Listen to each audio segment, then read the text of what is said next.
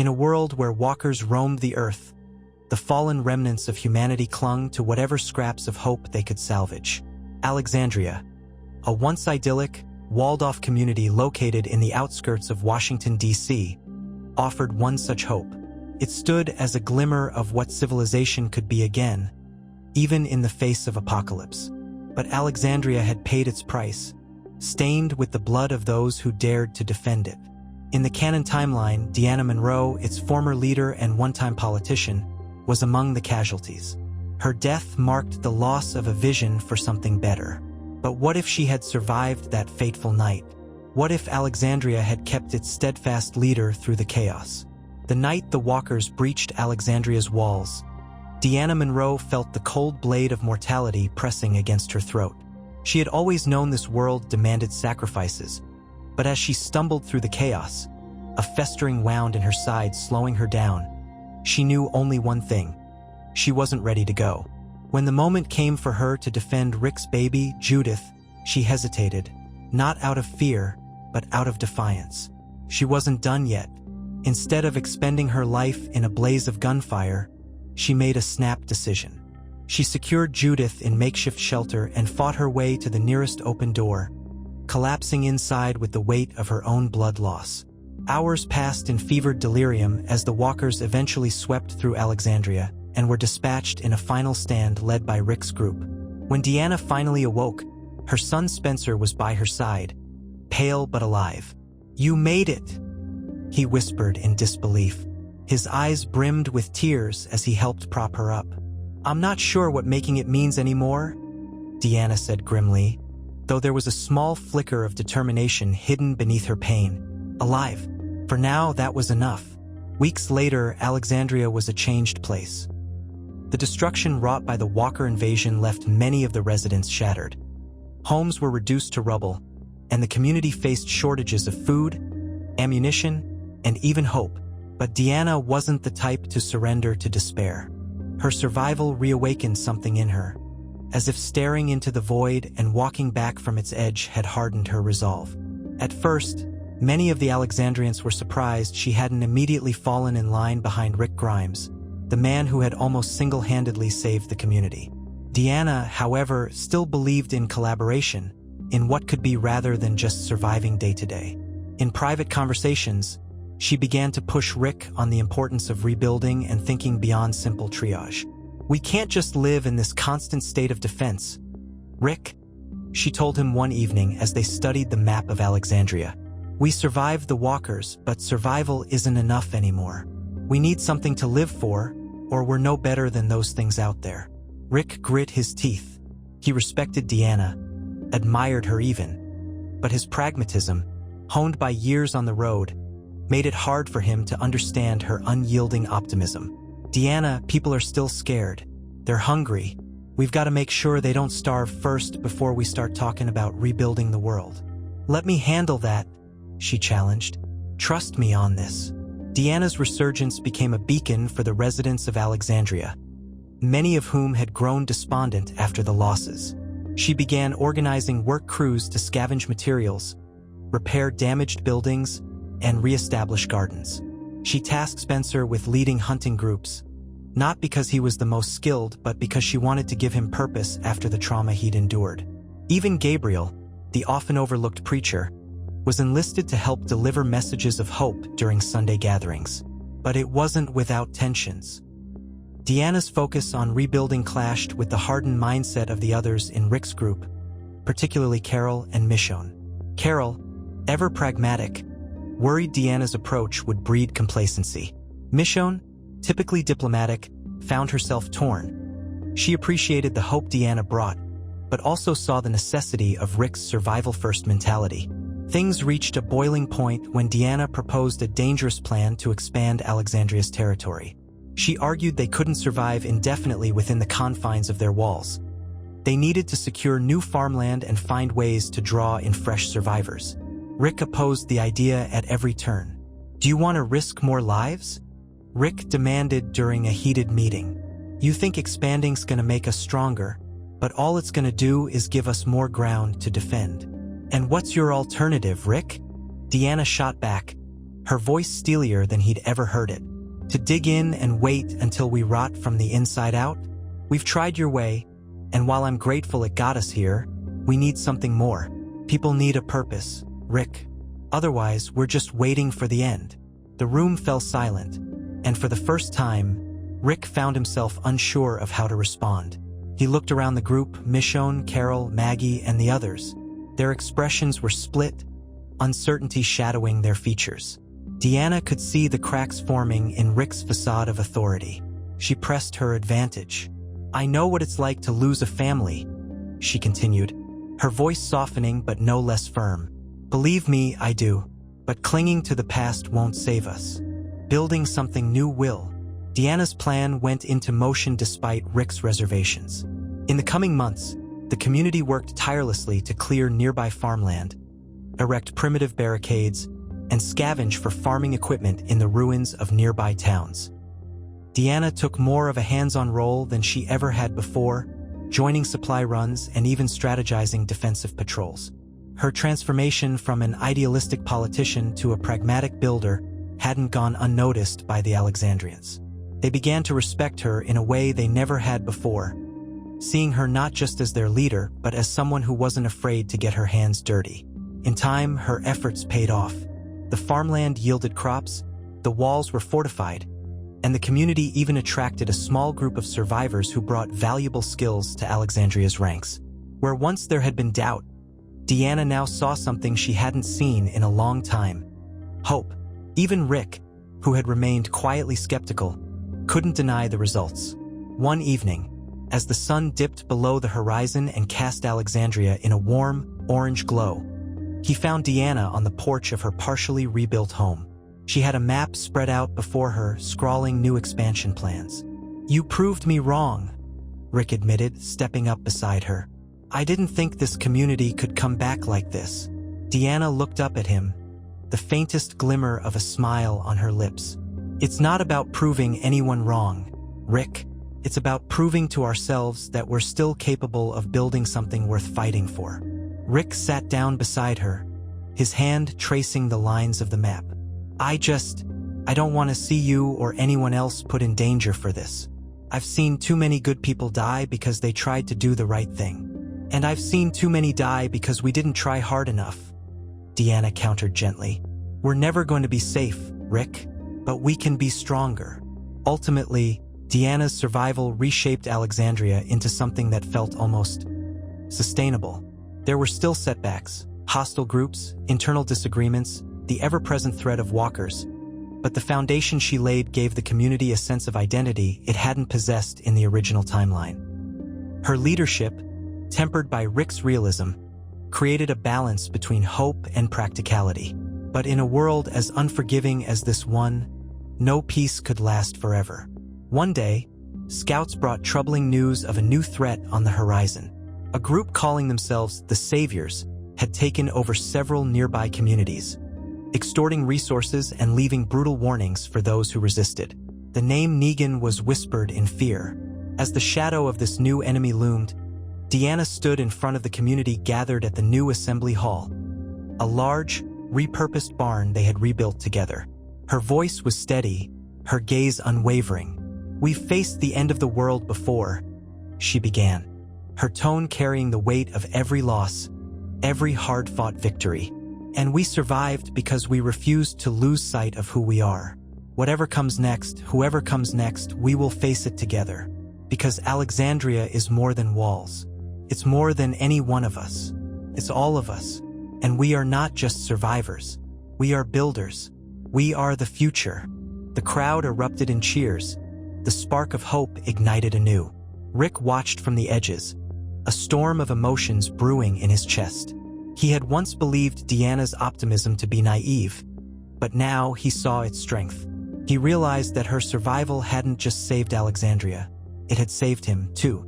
As the saviors closed in, Alexandria stood ready. It wasn't just a community anymore. It was a symbol, and for the first time in years, Deanna Monroe allowed herself to believe that the world could be something more than just a graveyard. But no matter how Deanna spoke to the soul of her people, no speech could fully prepare them for the trials to come. The saviors arrived not with diplomacy but with violence. A grim introduction announced by the screams of 2 Alexandrian scouts and the rumble of approaching trucks. The tranquil hum of evening work was broken as engines roared at the gates, and armed men poured forth like locusts, demanding entry. They carried an aura of control, wearing cocky grins that hid something sinister beneath. Deanna stood watch from the guard tower, her chest tightening as she took in the horde of snarling men and women below. They weren't just scavengers or desperate survivors. These were predators, well-organized and dripping with menace. Worse still was the heavily armed man who stepped forward, his face twisted with the kind of ease that only came with holding absolute power. This had to be Negan. Rick was on the wall beside her, rifle in hand, assessing the group with practiced vigilance. For all his recent willingness to let Deanna lead Alexandria's future-building efforts, his instincts screamed for control now. "We can't let them inside," Rick growled. "If they come in, they'll own us." Deanna, her jaw set tight, ignored the panic surging in the pit of her stomach. "If we don't open those gates, they'll kill people. They'll make an example out of whoever they have left alive out there," she said, nodding toward the mutilated scouts still bound and screaming in the dirt. "What we can't do is let them decide how the conversation goes." Rick looked at her, incredulous. "You think this is a negotiation? It has to be, or there won't be anything left to fight for." She could feel Rick bristle beside her, and for a brief moment, it seemed like he might argue. But then she caught something in his gaze. It wasn't just anger, it was fear. The hardened man who had fought his way through the worst this world could throw at him feared what was coming. This wasn't a battle they could win with guns alone. And Deanna, who still believed in possibilities amid impossibility, would wield that fear as adrenaline. She turned, issuing a quick order to open the gates. When Negan strolled inside, swinging a bat covered in barbed wire like it was a beloved pet, Deanna had to summon reserves of composure she didn't know she still possessed. His presence was magnetic, even in its repulsiveness. He surveyed the gathered Alexandrians with something between amusement and disdain, his grin stretching farther with every passing second. "Well, look at this damn place," Negan drawled, spinning slowly to take in the rebuilt gardens and carefully patched walls. "Y'all have been busy, huh? Real industrious, I'll give you that. But you know what's funny about folks like you?" He turned suddenly, pointing the bat at Deanna before she could answer. "You don't realize it's not enough. Building shit, planting shit, it's cute, but it don't mean a damn thing when people like me show up." Deanna didn't flinch, even under the weight of his scrutiny. "And what exactly do you think you're going to accomplish here?" she asked, her voice steady. "If it's supplies you want, we can find a way to work something out." Negan chuckled, the sound almost boyish in its mockery, before it hardened into something sharper. "Oh, sweetheart, work something out isn't how I do things. No, see, I take what I want, and in return, I let places like this keep breathing. Pretty good deal, if you ask me." As Negan stepped closer, Rick's hand itched toward his holster, but Deanna subtly raised a hand. She needed to keep this from escalating, at least for now. "And if we refuse?" she asked plainly. Negan's grin broadened as if he'd been waiting for that question. "Well, then I gotta play a little game. Send a message. It's educational. And trust me, you don't want to see how I teach." The tension in the air was so thick it was almost suffocating. But Deanna didn't back down. "What kind of message do you think it sends if you destroy the very people who could help you build something bigger? Something sustainable? You've seen this place. We know how to survive." Negan tilted his head, Lucille resting casually on his shoulder. For a moment, it seemed like he was seriously considering her words. But then that grin returned, wider than ever. "You're a hell of a talker, lady. I'll give you that. But you and I both know this world doesn't care about fancy speeches or big ideas. It cares about who's holding the bat." With swift precision, Negan swung Lucille down, stopping just shy of the dirt at her feet. The Alexandrians gasped, and Rick nearly drew his gun. But Deanna didn't move. "And right now, that's me," Negan finished with a laugh. Deanna's mind raced. She could tell words alone wouldn't win this battle, but she saw a crack in Negan's bravado. He enjoyed control. He enjoyed spectacle, but he thrived on fear over destruction. Without it, he was just a man with a weapon. "I'm not here to pretend we're equals," Deanna admitted, gesturing to the Alexandrians watching her from the edges of the square. "But we've built something here, something you could never build on your own. If you destroy that, you're just ensuring your own empire collapses under the weight of people like us. For people like me always find a way." Her words echoed with an edge of fury, and for a moment, the air between them tensed as though Negan might strike. But instead, he barked a laugh. "You've got guts, I'll give you that. Fine. You want to keep your little utopia?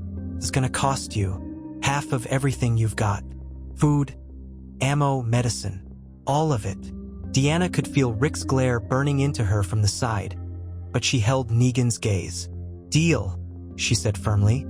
A calculated gamble she hoped would keep them alive while she plotted her next move.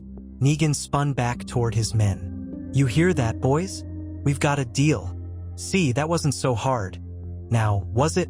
As the saviors gathered their tribute and departed, Rick whirled on Deanna the moment they were out of earshot. "You just handed them everything we've worked for," he hissed. "No, Rick," Deanna corrected him, fatigue creeping into her voice. "I bought us time." In the days that followed, Alexandria moved uneasily under Negan's thumb. The man's unpredictability was a shadow that loomed over every decision. But where Rick saw oppression, Deanna saw an opening. She began organizing secret supply missions to hide resources beyond Alexandria's borders, an act of defiance that united both Rick's group and her own people in a way nothing else could. She knew it was risky. If Negan discovered their deception, the consequences would be severe. But every revolution started with defiance. Meanwhile, Deanna's leadership transformed into something sharper, harder, yet still rooted in the principles she'd always held dear. She became a symbol of resistance for her people, not through violence but through cunning, strategy, and a resilience that refused to bend. Where others might have faltered under the pressure, she thrived. One night, as she stood overlooking the dim lantern glow of Alexandria from the rebuilt watchtower, Rick joined her, silent for a long while before speaking.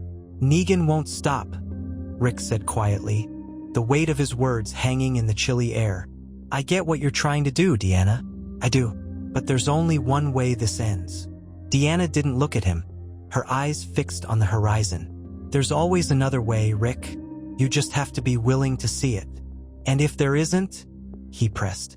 Finally, she turned to face him, her gaze steady and filled with an iron resolve. "Then we'll make one." For all the uncertainty threatening to swallow them whole, Rick found solace in her conviction. Maybe she was right. Maybe there was still something left to fight for beyond survival. And maybe, just maybe, Alexandria would be the place where that fight began.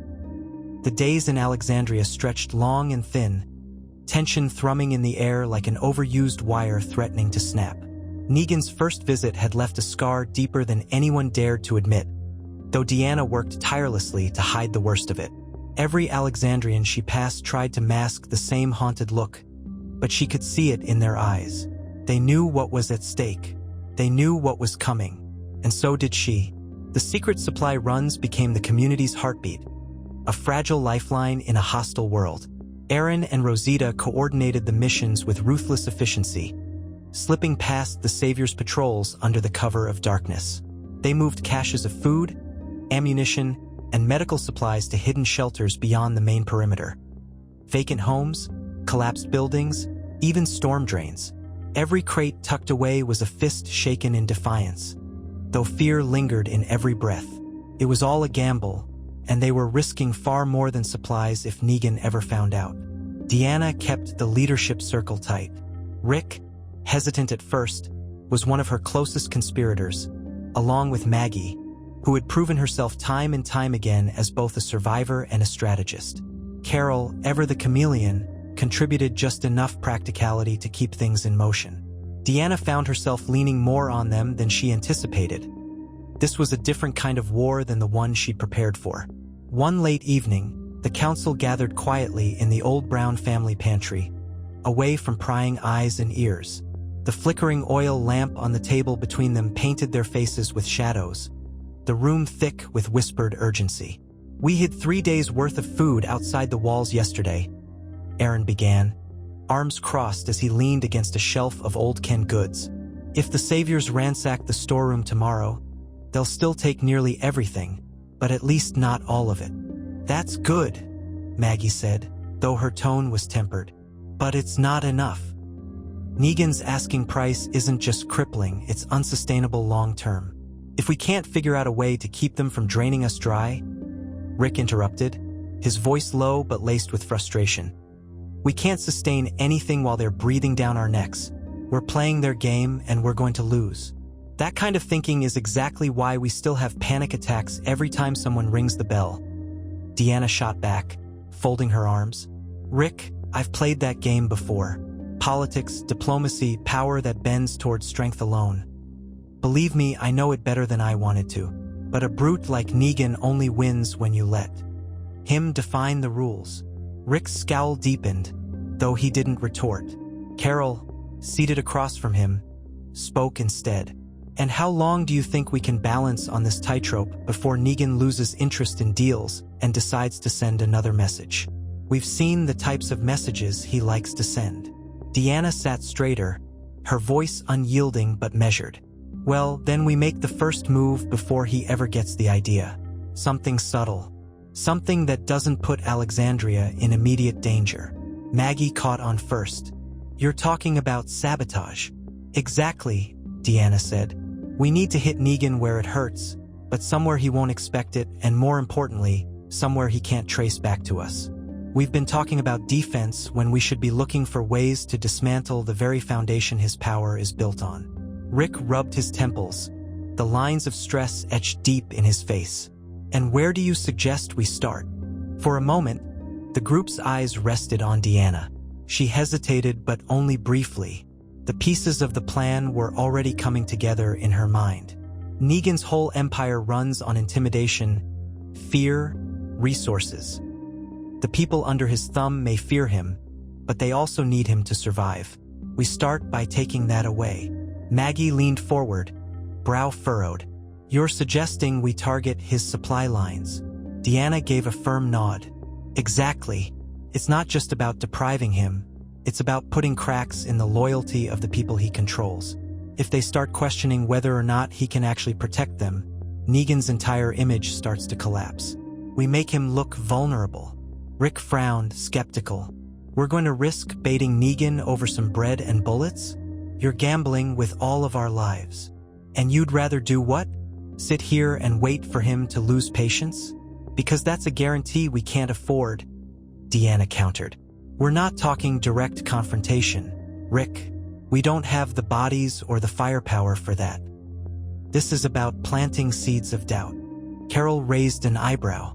"And you think sabotaging a few supply runs is going to make the difference?" Deanna met her gaze, her expression sharp. "I think it's a start." By the end of the meeting, there was no decision quite unanimous. But there was resolve, the tired, desperate kind that burned in the eyes of the willing. As the others left to their respective tasks, Rick lingered. "You're taking a lot of risks," he said.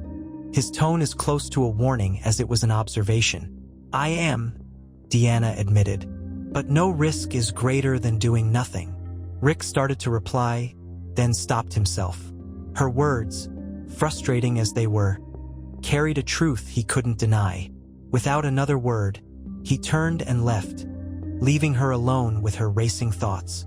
The first major act of sabotage was carried out a week later on information gathered by Jesus from the hilltop. A Savior Supply convoy was scheduled to pass through an abandoned industrial yard 6 miles from the Alexandria safe zone. Deanna, Rick, Aaron, and Rosita led a small group to intercept it, careful not to leave any traces of their involvement. To anyone who found the wreckage, it would look like walkers or even another rogue survivor group had hit the convoy. The plan was executed with eerie precision. Explosives planted by Rosita took out the lead truck, blocking the path and causing the Savior vehicles to scatter. The Alexandrians picked off the scattered defenders as quickly and quietly as possible, using knives wherever they could to avoid drawing attention. Within minutes, it was over. By the time they returned to Alexandria with the liberated supplies, their victory felt tarnished by exhaustion and grim inevitability. They had won the small skirmish, but no one was naive enough to think there wouldn't be repercussions. For Deanna, the taste of rebellion was bittersweet.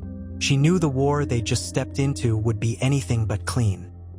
The attacks might not be traced back to them immediately, but Negan would retaliate somewhere, somehow, that much was certain.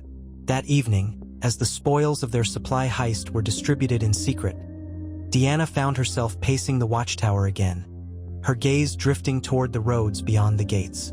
Somewhere out there, Negan was regrouping, refocusing. She could feel it. Rick joined her once more, his presence heavy but familiar. Together, they watched the dark horizon in silence. "How long do you think we've got before they figure it out?" he asked finally. Deanna didn't answer right away. Instead, she leaned against the edge of the railing, her voice quiet but resolute when she spoke. "It doesn't matter. We'll be ready." Rick studied her closely for a moment. It struck him how much the woman who had once championed civility and cooperation had adapted, grown sharper, harder. And yet, the flame of hope he thought long snuffed out still burned somewhere behind her eyes. It almost made him believe, too. But war was coming. Of that, neither of them could deny. It was only a matter of when.